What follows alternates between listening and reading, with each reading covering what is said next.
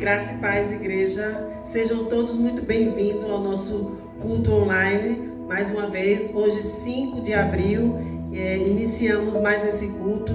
Espero que os irmãos continuem em oração e intercessão por esse culto, né? Crendo que os irmãos já estão com a Bíblia posto, eu peço a todos os irmãos que abram a Bíblia no Evangelho de João 4, do 23 ao 24.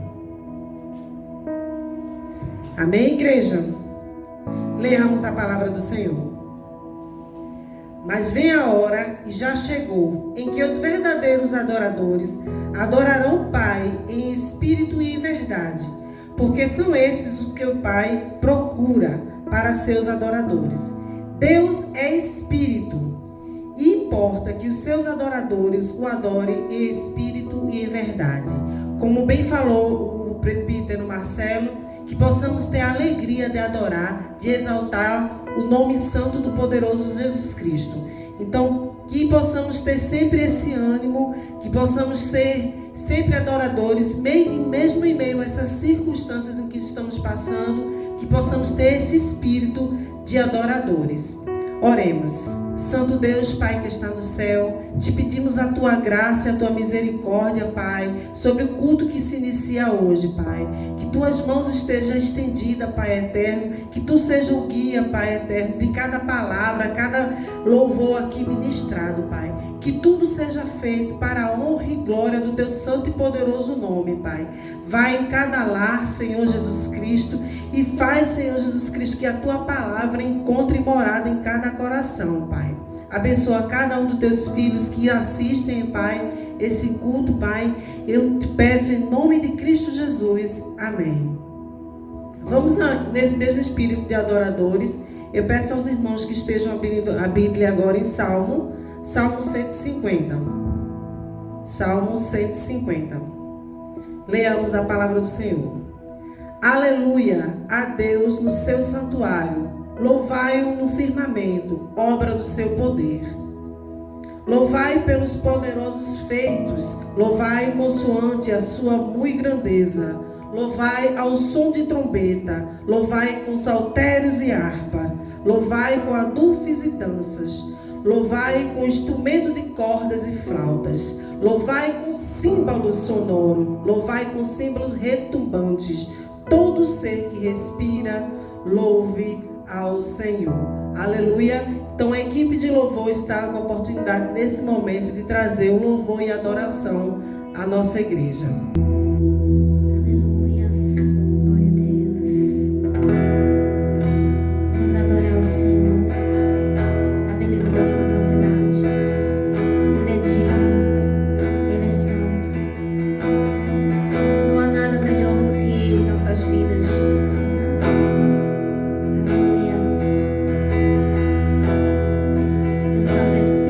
Deus, Ele também possa tocar em você aí neste lugar, amém?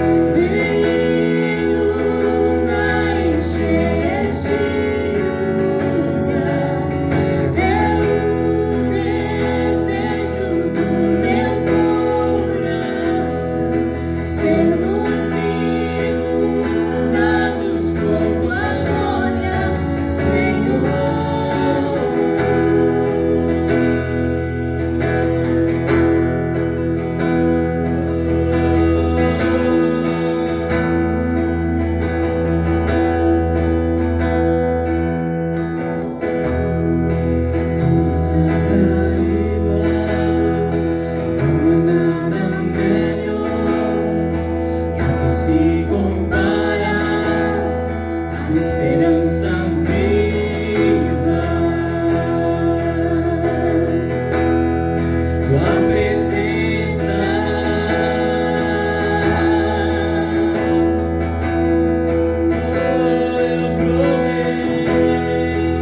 eu provei em mim o mais doce amor que liberta o meu ser e a vergonha diz. Tua presença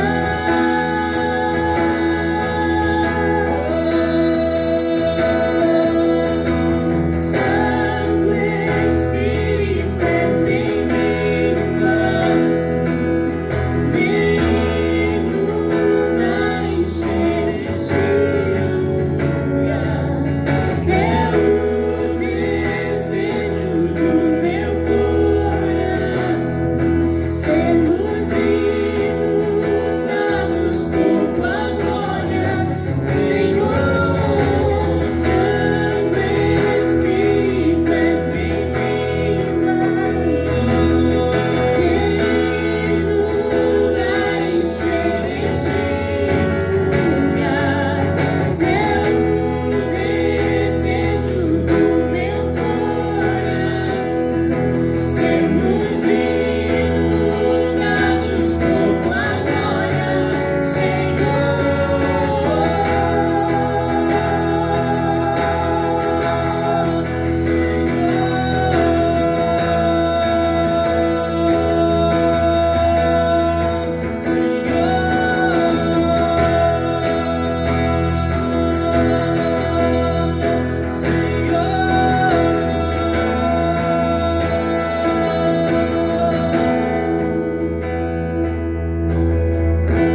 Vamos provar quão real é sua presença.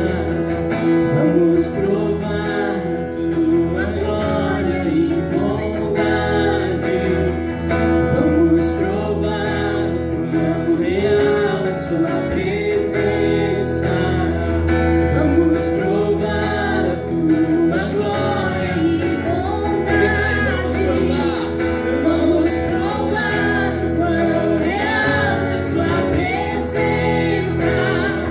Vamos provar tua glória e bondade. Vamos provar quão real é sua presença.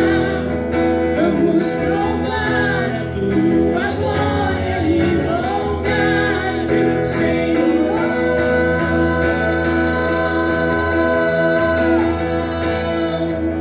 Santo Espírito, és bem-vindo aqui. Vindo pra encher este lugar. É o desejo do meu coração sermos inundados por tua glória, Senhor. Santo Espírito, és bem-vindo aqui.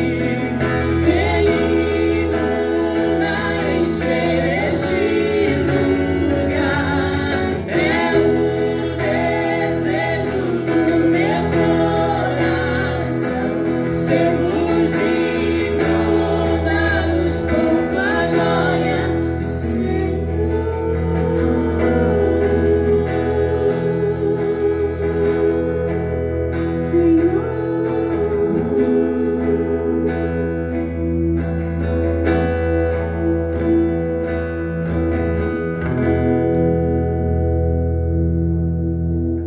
Oh, aleluias. Nosso Deus é aquele Deus que está no deserto conosco.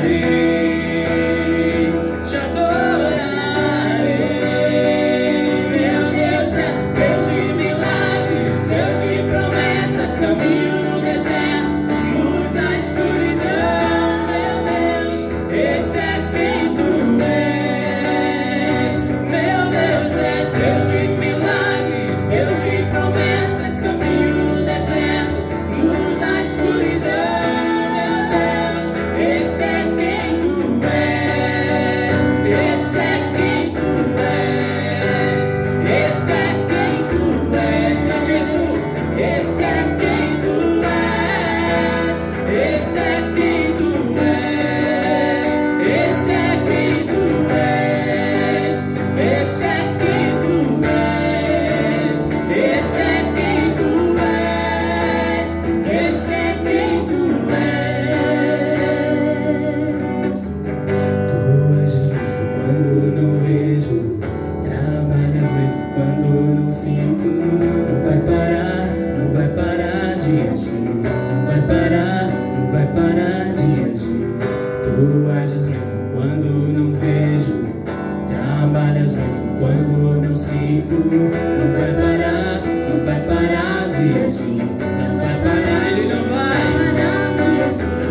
Tu ages mesmo quando não vejo, trabalhas mesmo quando não sinto. Não vai parar, não vai parar de agir, não vai parar, não vai parar de agir. Tu ages mesmo quando não vejo, trabalhas mesmo quando não sinto. Não vai parar, não vai parar de agir, não vai parar. Deus de milagres, Deus de promessas, caminho no deserto, luz na escuridão. Esse é quem tu és, meu Deus é Deus de milagres, Deus de promessas, caminho no deserto, luz na escuridão. Esse é quem tu és, esse é quem tu és, esse é quem tu és, esse é quem tu és, esse é quem tu és, esse é quem tu és, esse é quem tu és, esse é quem tu és, esse é quem tu és. Declare, meu Deus é Deus de milagres, Deus de promessas, caminho no deserto, luz na escuridão. Esse é quem tu és, meu Deus é Deus de milagres, Deus de promessas, caminho no deserto, luz na escuridão. Esse é quem tu és. Aleluia, esse é o nosso Deus, o Deus maravilhoso, Deus de milagres, Deus de poder, quem nós podemos colocar a nossa confiança, em quem nós podemos colocar a nossa esperança. Amém? Amém. Deus seja louvado. Nesse momento eu convido o presbítero Jarmerson, que vai trazer a ministração da palavra. Nós vamos, como igreja, orar para que o Espírito Santo fale à igreja. Amém. Oremos. Santo Deus, Pai que está no céu, te agradecemos, Senhor Jesus Cristo, por esse momento, Pai. Que a tua graça, a tua misericórdia continue, Senhor Jesus Cristo, nesse culto, Pai. Fala aos nossos corações, Pai eterno. Vai, Senhor Jesus Cristo, em cada lar, Pai, e ministra conforme a tua vontade, Pai. Obrigada, Senhor Jesus Cristo, pela vida do presbítero Jamerson, Senhor. Que o Senhor esteja, Senhor Jesus Cristo, guiando os seus passos, e o Espírito Santo esteja o conduzindo nessa mensagem. Em nome de Cristo Jesus. Amém. Amém, igreja. Irmãos, vamos abrir nossas Bíblias. Vocês que estão em casa também abram suas Bíblias no Salmo 46. Amém? Que tem como título: Deus é nosso refúgio e fortaleza. Amém? Vamos à leitura da palavra. Deus é nosso refúgio e fortaleza, socorro bem presente nas tribulações. Portanto, não temeremos, ainda que a terra se transtorne e os montes se abalem no seio dos mares, ainda que as águas tumultuem e espumejem e na sua fúria os montes se estremeçam. Há um rio cujas correntes alegram a cidade de Deus, o santuário das moradas do Altíssimo. Deus está no meio dela, jamais será abalada. Deus a ajudará desde antemanhã. Bramam nações, reinos se abalam, ele faz ouvir a sua voz e a terra se dissolve. O Senhor dos exércitos está conosco, o Deus de Jacó é o nosso refúgio. Vinde, contemplai as obras do Senhor, que assolações efetuou na terra. Ele põe termo à guerra até aos confins do mundo. Quebra o arco e despedaça a lança. Queima os carros no fogo. Aquietai-vos e sabei que eu sou Deus. Sou exaltado entre as nações, sou exaltado na terra. O Senhor dos exércitos está conosco. O Deus de Jacó é o nosso refúgio. Amém, igreja? Então, irmãos, Deus é o nosso refúgio e fortaleza. É o título que está aqui na nossa versão revista atualizada. E talvez na sua Bíblia possa estar outro título. Mas eu vou utilizar esse título porque título não há melhor do que isso, né? Deus é o nosso refúgio e fortaleza.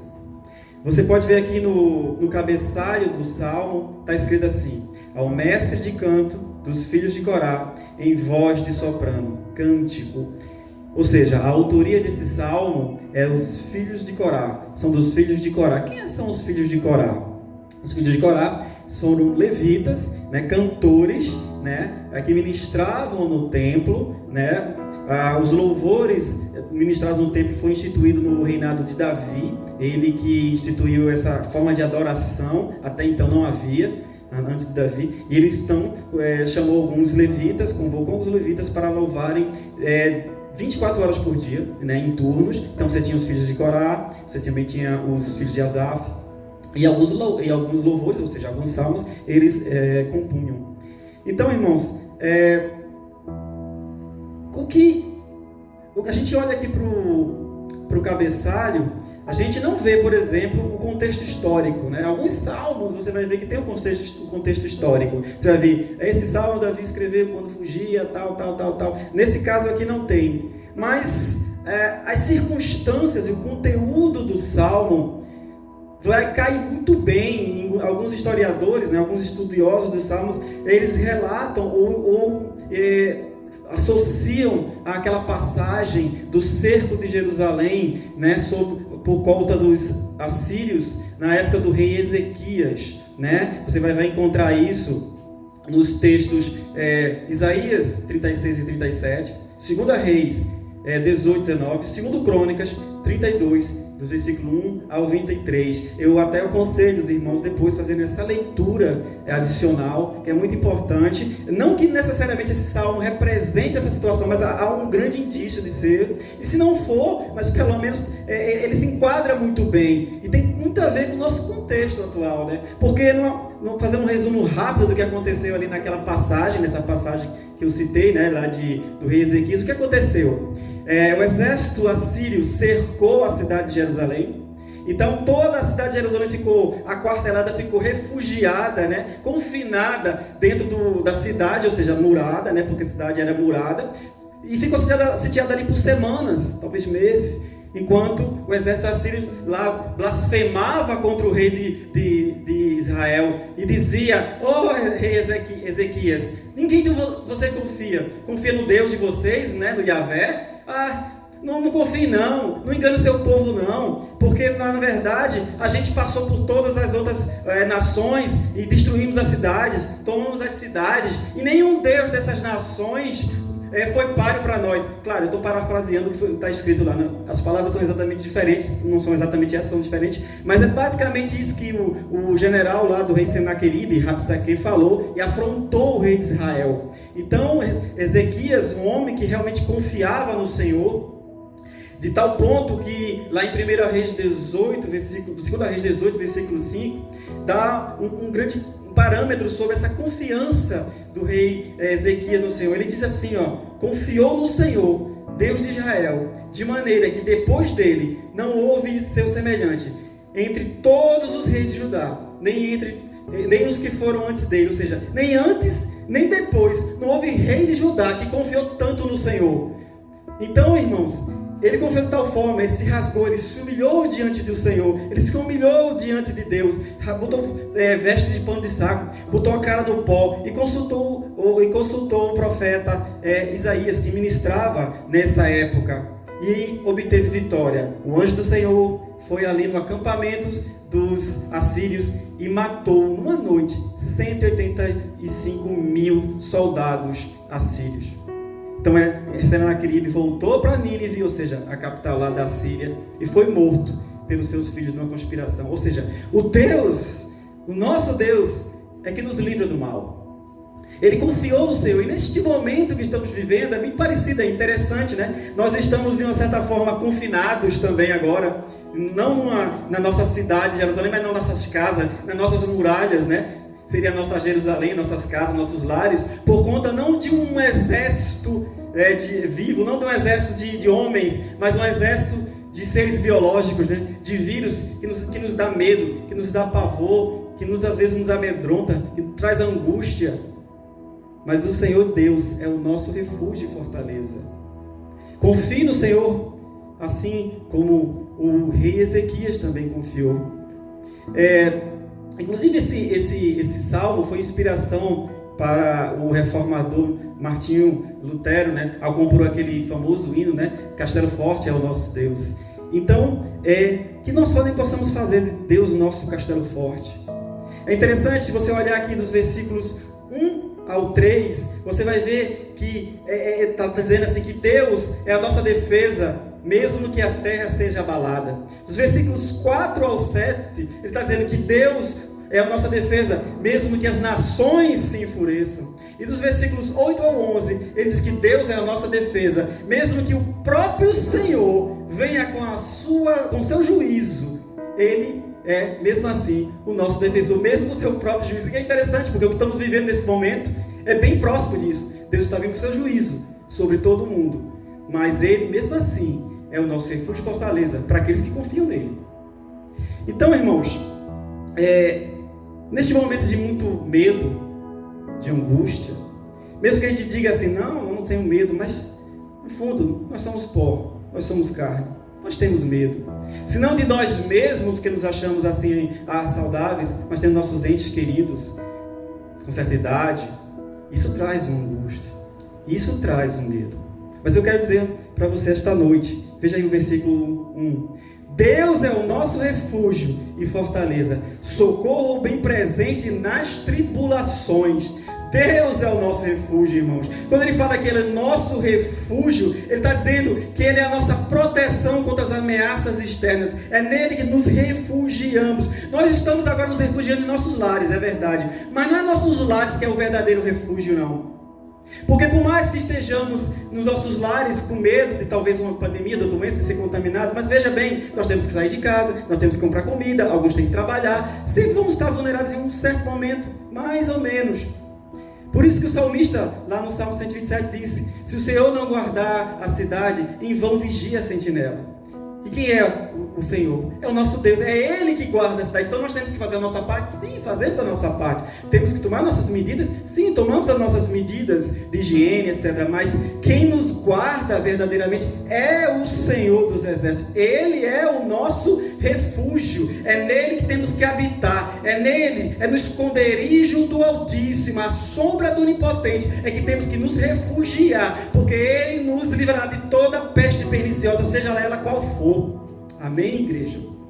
Mas também, ele diz assim, Ele é a nossa fortaleza. Deus é o nosso refúgio e fortaleza. Enquanto o refúgio fala de uma proteção contra as ameaças externas, fortaleza, apesar da palavra parecer trazer a ideia de um castelo, alguma coisa desse tipo, a palavra no hebraico original está dizendo uma ideia de que Ele é a nossa força, ou seja, que Ele é a nossa fonte de força. É a fortaleza no sentido de que Ele nos dá força. Ou seja, enquanto o refúgio é uma proteção contra as ameaças externas, fortaleza é uma proteção contra as ameaças internas, o nosso medo, a nossa angústia. Ele é a nossa fonte de força para aquele que está enfraquecido, para aquele que está fragilizado. O Deus dos exércitos, o Senhor, o Deus de Israel, Ele é o nosso refúgio e fortaleza, socorro bem presente nas tribulações, socorro bem presente nas tribulações. Agora, eu quero te falar um detalhe aqui, importantíssimo, irmãos. É Deus que é nosso refúgio. Perceba, não é Deus mais alguma coisa. É Deus que é nosso refúgio e fortaleza. Porque temos um problema. Todos nós temos, invariavelmente, dividimos um pouco a nossa confiança. Colocamos a confiança em Deus, uma parte, mas colocamos uma parte também o quê? Na nossa sabedoria, na nossa força, na nossa capacidade. no nosso poder, ou então em homens, em políticos. Meus irmãos, para políticos você vai orar, porque a palavra diz que orar é pelas autoridades, mas você não vai confiar totalmente nele, você tem que confiar totalmente no Senhor. Há muitas discussões inúteis nesse momento, aproveitadorismo, política, etc. Irmãos, confie no Senhor. Ele é que é o nosso refúgio e fortaleza. Homem nenhum tem poder agora para livrar-nos deste mal, mas o Senhor sim. Por isso que não temeremos, ainda que a terra se transtorne e os montes se abalem no seio dos mares. Versículo 2. Por quê? Porque Ele é que nos fortalece. Irmãos, uma das palavras ou uma das frases que mais aparece na Bíblia, talvez seja a frase que mais apareça, de Gênesis e Apocalipse, é: não temas. E não é à toa que Deus colocou isso na palavra. Sempre vai dizer, não temas. Você vai sempre encontrar expressões parecidas ou essa mesma, não temas. Porque Ele conhece a nossa fraqueza. Ele conhece a nossa estrutura. E Ele diz assim, portanto, não temeremos, ainda que a terra se transtorne e os montes se abalem no seio dos mares. Tem algo mais estável, principalmente para os judeus ou todos os povo do Oriente Médio naquele tempo? Eles olhavam para os montes como um grande referencial de estabilidade. A gente vai sempre lembrar os montes de Sião. É uma referencial de estabilidade, de algo que é seguro. Mas ele está dizendo, mesmo que esse referencial de algo que é seguro, que é estável, ele se abale, não temas. Ainda que as águas, versículo 3, ainda que as águas tumultuem e espumejem na sua fúria, os montes se estremeçam de novo, não temas. Ele traz uma ideia aqui de algo de uma catástrofe natural, mas traz também algo de angústia, porque mares tumultuosos traz uma ideia de revolta, de adversidades que nos cercam, que era o que estava acontecendo aqui com os judeus no cerco de Jerusalém, os assírios em volta, lá, aquele tumulto. Mas ele diz, não temas, sabe por quê?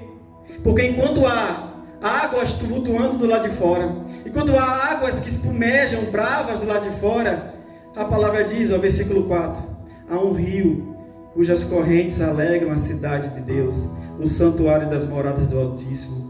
Versículo 5, Deus está no meio dela, jamais será abalada, Deus a ajudará desde antemanhã. Veja que contraste interessante. Enquanto há águas tumultuosas que nos cercam, que geram adversidade, Deus está dizendo, a palavra de Deus está dizendo, mas há um rio, há outra água, que não traz adversidade, mas traz vida, que corre e traz vida e traz calma. Ela corre, ela alegra a cidade de Deus, o santuário das moradas do Altíssimo. É claro que isso aqui é uma metáfora, não havia rio em Jerusalém.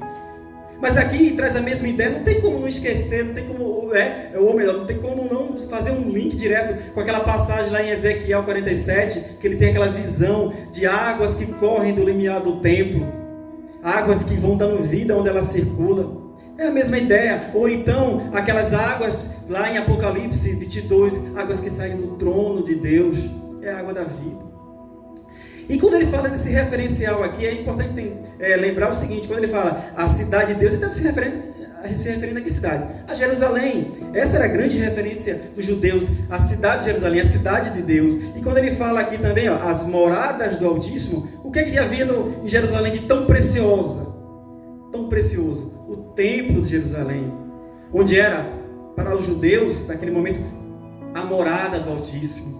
Ali estava a presença do Senhor. De fato, havia sim a presença do Senhor ali. Ele foi consagrado. Salomão, quando orou, ele consagrou e o Senhor fez ali algo tremendo. Houve fumaça, houve a presença, a glória do Senhor se fez presente. É verdade. Até naquele momento do Antigo Testamento ali representava, a arca do Senhor estava ali no Santo dos Santos, no templo do Senhor. Então os judeus, quando se viam acuados, eles olhavam para o templo, eles oravam em direção ao templo. Mas eu pergunto para você, quem é o templo do Espírito Santo no Novo Testamento? Nesse novo momento, nessa nova dispensação. Somos nós. Nós somos a morada do Altíssimo. Nós somos o templo do Espírito Santo. É dentro de nós que corre esse rio de água viva, como diz Jesus. Lá em João 7,38, ele diz, quem crê em mim, como diz as Escrituras, do seu interior correriam rios de água viva. Essa água que desce do templo do Senhor, ela corre dentro de nós. Essas águas que alegram a cidade de Deus. Nós somos a cidade de Deus. Nós, como os pedras vivas, formamos um novo templo verdadeiramente do Senhor, como diz Pedro lá, que somos pedras vivas que formamos esse templo do Senhor. É dentro de nós que corre esse rio que alegra a cidade, que nos alegra em todo esse momento de angústia, de agonia. Esse rio nos corre, nos alegra, nos acalma. E a alegria do Senhor é a nossa força.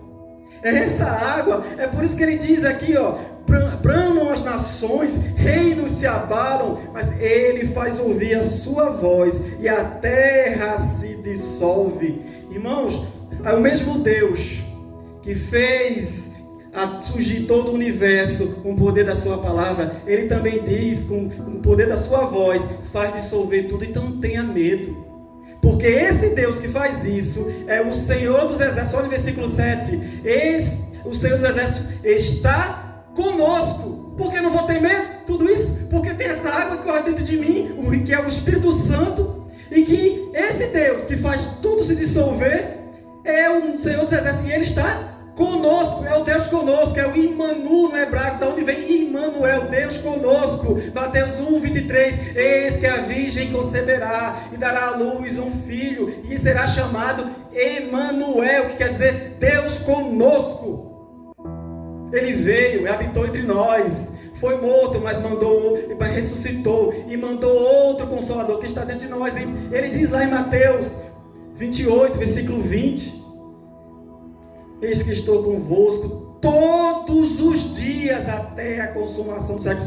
Veja, não é um dia, não é neste momento que você está assistindo este culto, não é neste momento que você está lendo a Bíblia, dando um momento só que você está orando, é todos os dias, não é um dia, todos os dias estou convosco até a consumação do século. Esse mesmo Senhor, nessa mesma passagem lá em Mateus 28, 2 versículos anteriores, no mesmo contexto desse texto, ele diz assim: me foi dada toda a autoridade no céu e na terra, ou seja, ele é o Todo-Poderoso. E depois então ele diz: eis que estou convosco todos os dias. O Deus Todo-Poderoso diz para mim e para você: eis que estou convosco todos os dias. É o Deus conosco, irmãos, é o Emmanuel. Por isso, olha aí o versículo 8: vinde, contemplai as obras do Senhor, que assolações efetuou na terra. Veja o que ele está fazendo agora na terra. Ele está causando assolações. Sim, mas que palavra dura já. Sim, assolações. Esse momento agora é juízo sobre o mundo, é trazendo assolação. Isaías 45:7, eu formo a luz e crio as trevas, faço a paz e crio o mal. Eu, o Senhor, faço todas estas coisas. Ele criou o mal, irmão? Sim, mas não o mal moral, mas o mal é a calamidade, a assolação, como ele diz aqui, as assolações, como juízo. Ele traz isso sobre nós. Sim, sobre todo mundo está trazendo, para que o mundo veja o quê? Que ele é Deus. Ele põe termo à guerra. Ele, até os confins do mundo, quebra o arco, despedaça a lança. Por quê? Porque ele é Deus. É isso que ele está fazendo agora. Ele está trazendo essa assolação. Para o quê? Para acabar com as confusões, para tirar, para o homem ver que ele é Deus, para olhar para si mesmo e ver com a sua arrogância, a sua soberba, ele traz apenas um vírusinho microscópio, que nem o microscópio óptico vê, só o eletrônico, para dizer: olha, homem, tu és como a erva do campo, e toda a tua glória como a flor da erva. Seca-se a erva, murcha a flor, como diz Pedro lá na sua epístola. Assim somos nós. E ele está dizendo isso aqui. Ele traz essa assolação, mas não tenha medo, porque Ele é o nosso Deus, nosso refúgio e fortaleza. Ele está dizendo para o mundo agora, versículo 10: aquietai-vos e sabei que eu sou Deus, sou exaltado entre as nações, sou exaltado na terra. Muitas de nós, a gente entende essa palavra aqui como se fosse uma palavra de consolo para nós, mas não é isso que ele está dizendo aqui. Quando ele diz aqui, aquietai-vos, ele está dizendo para o mundo todo, para os inimigos do povo de Deus. Ele está dizendo assim: deixem disso, parem com essa guerra, parem com essa confusão, parem com essa opressão dos povos, entre os povos. Pare com isso, quiete-se, pare com isso. É isso que ele está dizendo, para que o mar se acalme, o mar revoltou se acalme. É isso que ele está dizendo. Ele está dizendo: aquieta. É o que ele está dizendo agora neste momento, com toda essa pandemia. Ele está dizendo para o mundo: aquiete, mundo, porque eu sou Deus. Não tem como. Eu sempre lembro, quando eu leio essa passagem, daquela passagem de Marcos 4, né, quando Jesus está no barco ali com seus discípulos e o mar fica revolto, o vento revolto, e os discípulos angustiados, né, talvez como nós agora, e chega: Senhor, não te dá que nós pereçamos, né, não te importa que nós pereçamos. Ele se levanta e diz para o mar: aquieta-te, e diz para o vento, né, emudece. Eis que é o mesmo Deus. Ele está dizendo: aquietai-vos, mar, aquietai-vos, nações que estão em guerra, que estão fazendo conflitos, porque eu sou Deus, sou exaltado na terra, sou exaltado entre as nações, o Senhor dos exércitos. Agora não tenha medo, porque esse Deus que traz assolações, esse Deus que é todo poderoso, que exige que seja exaltado de todo mundo, ele diz aqui no versículo 11: o Senhor dos exércitos está conosco. Repete, ele está conosco. Deus de Jacó é o nosso refúgio. E refúgio aqui está diferente do hebraico em relação ao versículo 1, porque refúgio aqui é alto refúgio. Ele está dizendo assim: eu não sou só teu Deus, eu sou teu alto refúgio. Tu põe num lugar alto e seguro, porque eu sou o teu refúgio, igreja. Não tema, igreja, neste momento. Eu sei que o momento é difícil, mas o Senhor é o nosso refúgio e fortaleza. Ele é o nosso socorro nos tempos de tribulação. Este momento é o momento de buscar o Senhor. Ele diz: socorro bem presente, que ele está pronto para ser encontrado. Busca o Senhor com todo o teu coração e você vai encontrá-lo em nome de Jesus. Graça e paz, irmãos. Graças a Deus, palavra de Deus abençoada. Queremos agradecer aos irmãos que fizeram a doação dos itens para compor as cestas básicas que serão doadas, né? E as ofertas e os dízimos também. Esses estão sendo feitos nas terças-feiras e nas sextas-feiras, das 18 às 20 horas. Então, todos os irmãos, na terça-feira e na sexta-feira, a igreja estará aberta para receber os irmãos. Amém? Vamos orar pelos dízimos e ofertas. Senhor Deus, Pai que está no céu, te agradecemos, Senhor Jesus Cristo, por cada irmão que dispôs, Pai eterno, a entregar um pouco para a tua casa, Pai. A dividir também, Senhor Jesus Cristo, o seu pão com o irmão, Senhor. Te agradecemos, Senhor Jesus Cristo, que o Senhor venha com abundância sobre a vida de cada um dos teus irmãos, Pai. E aqueles que não puderam dizimar ou ofertar, Senhor Jesus Cristo, vai, Senhor, com cada um dele, Pai. Abre porta de emprego, abre porta de vendas, Senhor Jesus Cristo. Que a tua graça seja sobre a vida de teus filhos, Pai. Para que ele possa junto, Pai, te louvar e dar em comunhão junto com teus irmãos, Pai. Obrigado por tudo, em nome de Cristo Jesus. Amém. Nesse momento, queremos passar para o momento de ceia, né, da nossa igreja. Convido o presbítero Jamerson para dar continuidade. Amém, igreja. Você já pode abrir sua Bíblia no livro de 1 Coríntios, capítulo 11, que é o nosso texto base. Você que já separou os seus elementos, o pão, o suco de uva, tem aí disposto já perto de você, de sua família, e vamos dar então início a esse momento de muita reverência, momento de muito temor. É algo, mesmo estando em casa, você tem que estar com o coração quebrantado, contrito, entendendo este momento, entendendo que é o momento da ceia do Senhor. Vamos então fazer a nossa leitura. 1 Coríntios 11, dos versículos 23 em diante. Porque eu recebi do Senhor o que também vos entreguei, que o Senhor Jesus, na noite em que foi traído, tomou o pão, e tendo dado graças, o partiu e disse: isto é o meu corpo, que é dado por vós. Fazei isto em memória de mim. Por semelhante modo, depois de haver ceado, tomou também o cálice, dizendo: este cálice é a nova aliança no meu sangue. Fazei isso todas as vezes que o beberdes em memória de mim. Porque todas as vezes que comerdes este pão e beberdes o cálice, anunciais a morte do Senhor até que ele venha.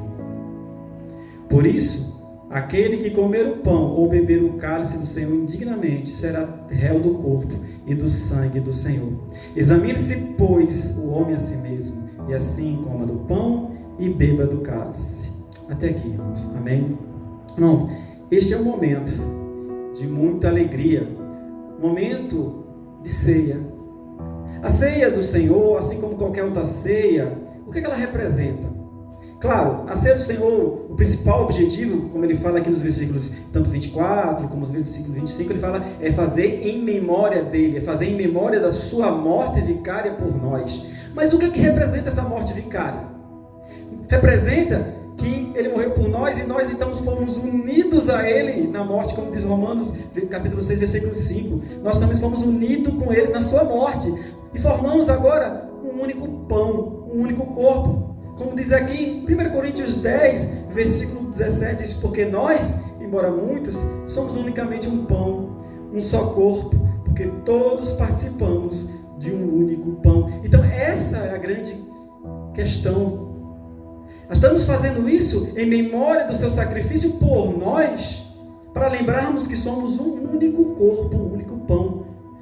O momento de cear, o momento de estar à mesa, é um momento de unidade, é um momento de comunhão. Fazemos isso Natal, Ano Novo e outras festas. E como seria diferente o que Jesus fez com os seus discípulos? Ele está trazendo ali a ideia da unidade do corpo. E embora você esteja em suas casas, nós estejamos cada um nos seus lares separados fisicamente, mas estamos unidos.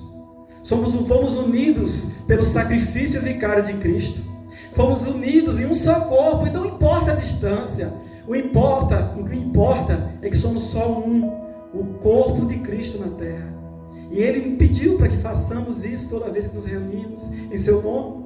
E aqui estamos fazendo isso de uma forma diferente, é verdade. Mas o que importa é o que está no teu coração. O que importa é que façamos isso em memória do nosso Senhor, como Ele diz aqui na sua palavra. Então você vai tomar agora dos seus elementos. E da mesma forma que eu vou orar aqui por esses elementos, o pão e o suco de uva que está aqui, eu vou orar por eles, consagrando-os, tirando-os do uso comum. Você também vai fazer em casa, junto comigo, usando as suas próprias palavras ou em concordância comigo. E depois daremos então sequência à ceia. Feche seus olhos. Deus bendito e maravilhoso, Pai querido, estamos aqui, Senhor, diante desses elementos, Pai. O suco de uva e o pão, Pai. Meu Deus, queremos tirá-los, Pai, do uso comum. Queremos consagrá-lo neste momento, Pai, para o uso da ceia do Senhor. Bem como, Pai, aqueles que estão em seus lares neste momento, Pai, estão consagrando ali os elementos também, o seu pão, o seu suco de uvas. Oh, meu Deus, abençoa, tira-os do uso comum, Senhor Deus, para este momento, Pai, um momento de grande temor, de grande serenidade, de reverência. Porque isso representa, Pai, o pão está representando agora a carne que foi moída na cruz, a carne de Cristo, o corpo de Cristo. O suco de uva, Pai, está representando o sangue que foi derramado por nós.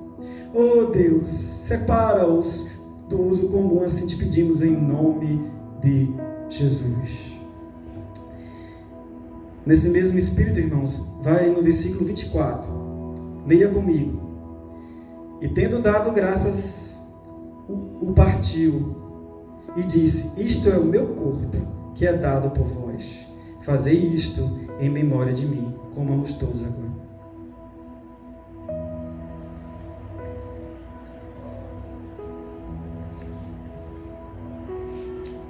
Louvado seja o nome do Senhor. Versículo 25. Por semelhante modo, depois de haver ceado, tomou também o cálice, dizendo: este cálice é a nova aliança no meu sangue. Fazei isto todas as vezes que o beberdes, em memória de mim. Bebamos todos nessa hora.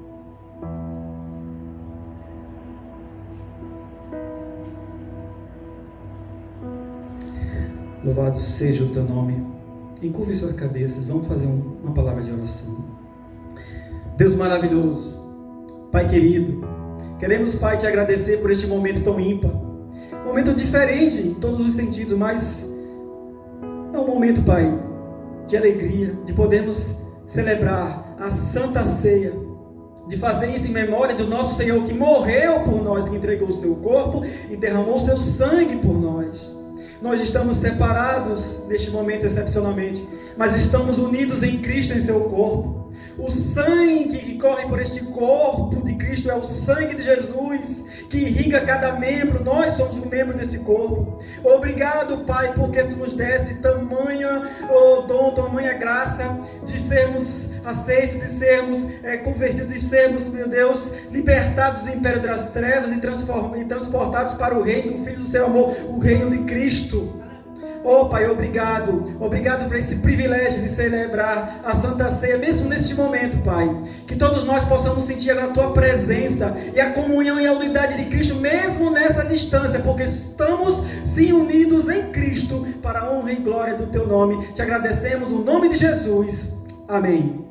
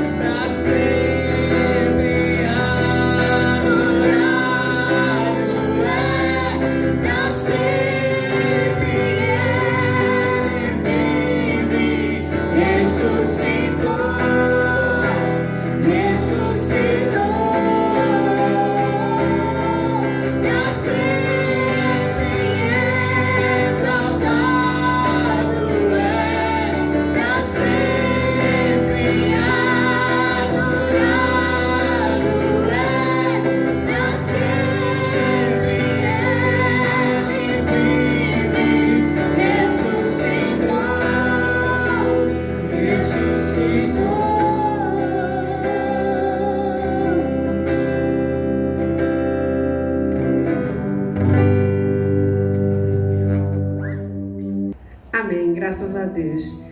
Queremos agradecer a todos os irmãos, né, que oraram, que estão orando, né, para que a equipe continue fazendo esse trabalho, para levar o melhor da parte do Senhor a cada lar, né, que os irmãos continuem orando por essa equipe. Peço também aos irmãos que fiquem ligados nas redes sociais, né, no WhatsApp, né, nas mensagens que a gente dá e os informativos em PM. Né, então, que os irmãos continuem orando por toda a equipe, para que o trabalho seja feito para a honra e glória do Senhor. Amém? Eu vou passar agora a palavra para o presbítero Jarverson, que vai trazer a bênção apostólica. Amém, igreja? Vamos, erga suas mãos, feche seus olhos e vamos à bênção apostólica. Que a graça do Senhor Jesus, o amor do Pai, a comunhão e as consolações do Divino Espírito Santo seja sobre esta igreja e toda a igreja de Cristo Jesus espalhada pela face da terra. E a igreja diz: amém.